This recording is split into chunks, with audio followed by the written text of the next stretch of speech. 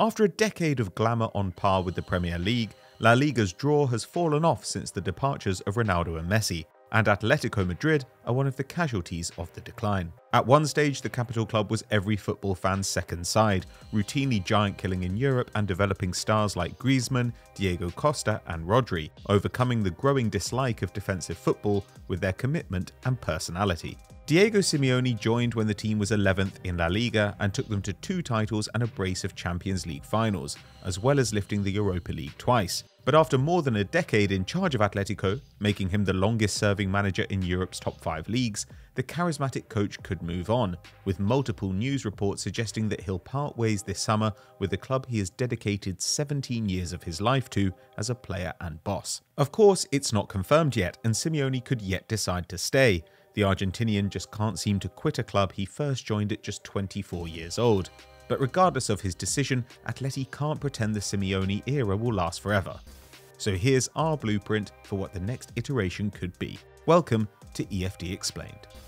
If this is how it ends, Simeone's time with the club will go down in Spanish football folklore. Just the third boss in Atleti history to win more than 1 league title, Simeone's collection of 8 trophies is more than anyone else who has managed the side, and his 58% win rate is better than Arsene Wenger's at Arsenal. While the Champions League has eluded him, the 52-year-old has taken Atletico to 2 finals and countless unforgettable European nights. But there have been signs that the golden glow is starting to fade. Formerly the very best defensive side in elite football, Atleti remain excellent at the back but have slowly been reeled in, with 5 Spanish teams conceding less XG than them this season, and the attack has never quite reached the level needed to challenge for titles year on year, failing to net more than 60 league goals in 3 of the last 5 campaigns. Of Simeone's best 3 points tallies, only 1 came in the last 5 years, and they haven't gone beyond the Champions League quarters since 2017, exiting at the group stage twice in that time. The fabled record against arch-rivals Real has started to falter too. In his first 4 years at the helm, Simeone played Los Blancos 21 times, and though he lost 9, he won 7, while since the end of 2016 he's picked up 8 defeats in a further 20 games, but only 3 wins. That's a drop from a passable 33% win rate to 15%, and the underlying numbers put the Rojiblancos way back on their enemies too, with an average expected goal difference of 0.47 per 90 over the last 3 seasons, compared to 0.84 for Real and 0.95 for Barcelona. Even the 2021 title-winning campaign was more than a little lucky, the club netting 15 goals more than XG predicted and allowing 12 fewer.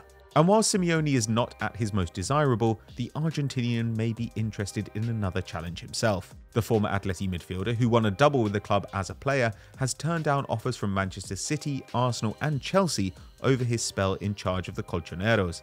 And while his €40 million a year contract is the best in world football, he may fancy a change of scene, perhaps with someone like Inter Milan, another previous club. But what would he leave behind in Madrid? The most obvious issue for anyone taking over the team would be evolving the football Atletico play. Though this team, as we've explained, doesn't match up to Simeone's best rearguards, there's still not a huge amount to be gained on that end, so the next iteration of Atleti will need to be more attacking, capable of dominating territory and pulling smaller teams apart more regularly, while working with a squad which is used to playing a very specific, conservative style. An interesting candidate then could be Thomas Tuchel. The German was principally regarded as an attacking coach in Germany, where his Dortmund team allowed more than a goal a game under him but compensated with a massive 2.4 themselves per match, while his PSG side was unsurprisingly dominant in both penalty boxes. But on taking over at Stamford Bridge, Tuchel showed his defensive chops, constructing a Chelsea 11 which conceded under 12 XG in his first 19 league games, and just 2 goals in 7 knockout ties on their way to winning the Champions League. Someone like Tuchel though would have to teach the team to defend in a new way. Atleti are unusual for a big side in that they choose to defend without the ball, retaining just 49% of possession in 2022-23. While they don't press much either, with only 4 Spanish teams breaking up opposition play less frequently. Instead, they let opponents come forward and rely on their structure and individual quality to avoid giving up chances, making the second most tackles and interceptions in La Liga behind only relegation-threatened Valladolid, a high-wire act which is slowly seeing diminishing returns. Here, courtesy of the analyst, is the territory they dominate in blue versus the areas their opponents hold sway. Tuchel has a good track record at ramping up a team's aggression, taking Lampard's Chelsea, already a front foot outfit, from disrupting opponents every 9.6 passes to doing so every 8.9 passes as soon as he arrived in London. And this could play into the strength of the squad he'd inherit. 12 of La Liga's clubs win possession high upfield more often than Atleti, but no team turns those opportunities into shots or goals more regularly. So getting his team turning the ball over more frequently with defences unsettled might well translate into more goals. Tuchel and other leading candidates like Mauricio Pochettino would probably address the 11's balance of attack and defence too. Though Atletico have played 7 different formations this season, half of those have used a back 5, and of the back 4 setups, Simeone has employed a 4-4-2 and a 4-1-4-1. These sound attacking, but the 4-4-2 leaves just Morata and Griezmann in the danger zone, with auxiliary forwards Lemar and Rodrigo de Paul much deeper on the wings. While the apparent gung-ho 4-1-4-1 primarily saw Marcus Llorente on the right flank, once again making Griezmann and Morata the only true goal threats. That means that just 2 Atletico players have managed more than 5 touches in the box per game, compared to 3 for Real and 5 for Barca. So a smart strategy for someone like Pochettino might be to move to his favoured 4-2-3-1, not only increasing the number of attackers on the pitch to 4, but also positioning them further forward. This would help the press. Once the ball was lost, there'd be more men available to counter-press, and true to the club's style, it would give them superiority in central areas, allowing the centre-forward and number 10 to drop deep and reinforce the midfield. It would also make sense for the team's personnel. Antoine Griezmann shone at this winter's World Cup, playing as more of a true number 10 than ever before, creating the joint most chances at the tournament alongside Messi, ranking 4th for passes into the penalty area and racking up twice as many expected assists as the next best player, Messi again. He could slot into the hole then, and around him Atletico could deploy players like Depay, a returning Joao Felix and Angel Correa, all of whom can dribble, create, score, and are comfortable playing across the front line, making the attack versatile and unpredictable. Add another youngish mobile forward, like say a Christian Pulisic or Leipzig's Dominik Szoboszlai, and you'd really be cooking. Perhaps the greatest legacy of Simeone's time with the Rojiblancos will prove not to be the trophies but the stadium.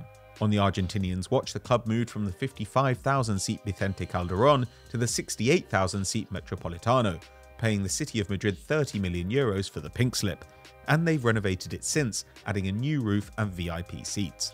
That should guarantee the side's revenue for years to come, especially with over 45,000 season ticket holders filling out the ground. And it's worth noting too that even in their worst years, the team has continued to qualify for the Champions League, thanks to the weakness of La Liga, maintaining their prestige across the continent. With that done, Atleti can focus their energy on overhauling an aging squad. This season, the team has an average age of 28.3, ranking as the 6th oldest squad in Spain, which doesn't sound too bad, but they're only 0.3 of a year away from the most elderly team in the division. More importantly, they're older than Real and Barca, the latter a whopping 3 years younger on average, meaning that without major surgery, they're likely to find themselves falling further and further behind their rivals. If the next coach can keep some of Simeone's principles in place while adding new attacking ideas, if he can blood youngsters while continuing to squeeze the best out of the raft of veterans on the team, and if he can get the fans to buy into the project and identify with a different style of football for the first time in a decade, then there could be something truly special about the next 10 years for Atletico Madrid. We're eager to see if they can pull it off. So that's our take on the future of Atletico Madrid after Simeone, but who should they hire to replace the Argentinian? Let us know in the comments below. If you've enjoyed this video, drop us a like and subscribe to the channel, hit the notification bell, and you'll never miss an upload. We'll see you next time.